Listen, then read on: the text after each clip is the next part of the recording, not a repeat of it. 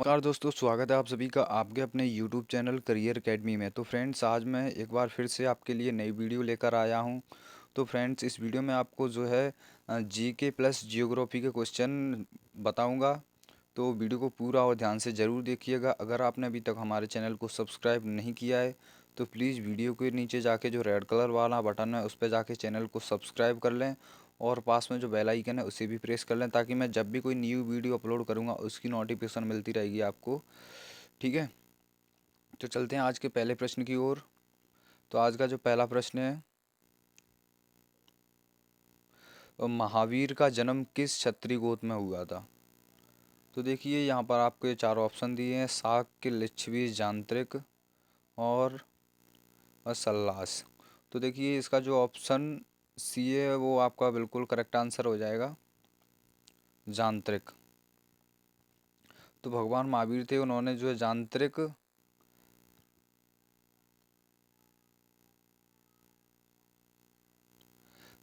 गोत्र में जो है इनका जन्म हुआ था। ठीक है, अगला प्रश्न है, महावीर की माता कौन थी?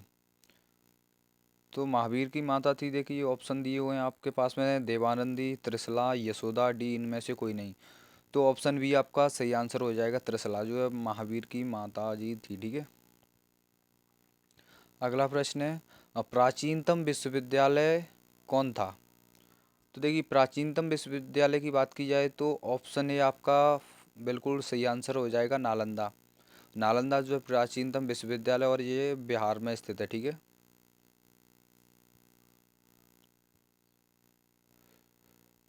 अगला प्रश्न है, भगवान महावीर का प्रथम शिष्य कौन थे? तो देखिए, भगवान महावीर के जो प्रथम शिष्य थे वो थे जमाली, यानी कि ऑप्शन ए आपका सही आंसर हो जाएगा। ठीक है फ्रेंड्स, और दोस्तों, अगर आपको वीडियो अच्छा लगता है तो यार वीडियो को लाइक ज़रूर कर दीजिए। लाइक आप बहुत कम करते हो। ठीक है, अगला प्रश्न है, आजीविक आजीवक संप्रदाय के संस्थापक कौन थे? तो देखिए, आजीविक संप्रदाय के जो संस्थापक थे वो थे आपके मक्खल गोसाल। ठीक है, तो ऑप्शन बी आपका सही आंसर हो जाएगा। अगला प्रश्न है, ये आपका जियोग्राफी से प्रश्न है। ठीक है, तो ये आपका प्रश्न है वो है कि भारत के किस प्रदेश की सीमाएं तीन देशों क्रमशः नेपाल, भूटान एवं चीन से मिलती है? देखिए, जो भारत का ऐसा कौन सा राज्य है जिसकी सीमाएं तीन देशों के साथ में मिलती हैं? कौन कौन से देश हैं? वो हैं नेपाल, भूटान और चीन। तो ऐसा एक ही राज्य भारत का, वो है दोस्तों आपका सिक्किम। तो ऑप्शन डी आपका बिल्कुल सही आंसर हो जाएगा, सिक्किम।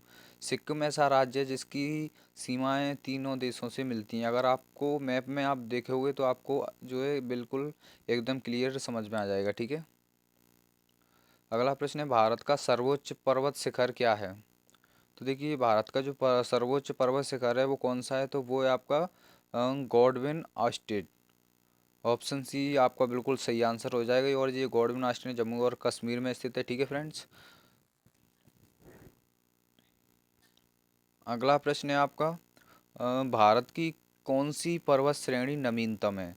तो देखिए, भारत की जो पर्वत श्रेणी दी गई है आपको वो हिमालय, सह्याद्री, अरावली, सतपुड़ा।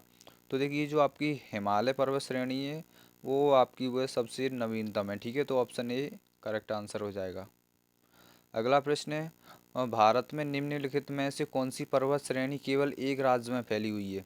तो देखिए, ऐसी कौन सी पर्वत श्रेणी है भारत की जो एक ही राज्य में फैली हुई है?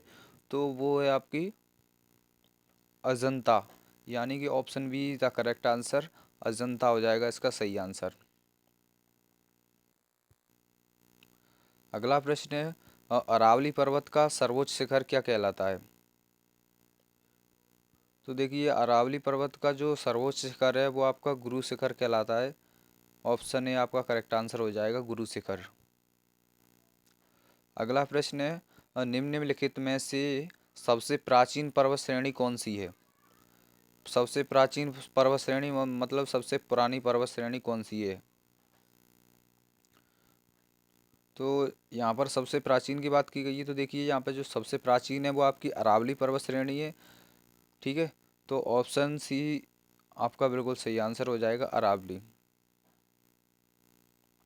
अगला प्रश्न है, तुजू दर्रा भारत को किस देश से जोड़ता है? तो देखिए जो तुजू दर्रा है आपका, वो भारत को कौन से देश से जोड़ता है, ये पूछा गया है इस प्रश्न में। तो देखिए ये जो आपका तुजू दर्रा है वो म्यांमार से भारत को जोड़ता है। तो ऑप्शन ए आपका सही आंसर हो जाएगा, म्यांमार। भारत की सबसे बड़ी वाह नदी कौन सी है? तो देखिए भारत की जो सबसे बड़ी वाह नदी है वो है आपकी गंगा। आपको पता होना चाहिए कि भारत की जो सबसे बड़ी नदी है वो भी गंगा ही है। तो सबसे बड़ी वाह मतलब सबसे लंबी नदी तो कौन सी है? वो गंगा नदी है, ठीक है। नर्मदा नदी का अधिकांश भाग हो भारत के किस राज्य में बहता है? तो आपको पता होना चाहिए कि नर्मदा नदी का जो है अधिकांश भाग कौन से राज्य में बहता है। ये बहुत ही इजी क्वेश्चन है। तो ये आपका जो है मध्य प्रदेश में बहता है। ऑप्शन ए आपका सही आंसर हो जाएगा, ठीक है। मध्य प्रदेश। अगला प्रश्न है आपका, निम्नलिखित में से किस नदी का उद्गम स्थल भारत में नहीं है? तो देखिए इनमें से ऐसी कौन सी नदी है जिसका उद्गम स्थल भारत में नहीं है? तो वो है आपकी सतलज। ऑप्शन सी एकदम सही आंसर हो जाएगा आपका, ठीक है। देखिए और अगला प्रश्न है, जिसका आंसर आपको जो है आज की क्विज दे रहा हूँ मैं आपको, जिसका आंसर आपको कमेंट में मुझे बताना है, ठीक है।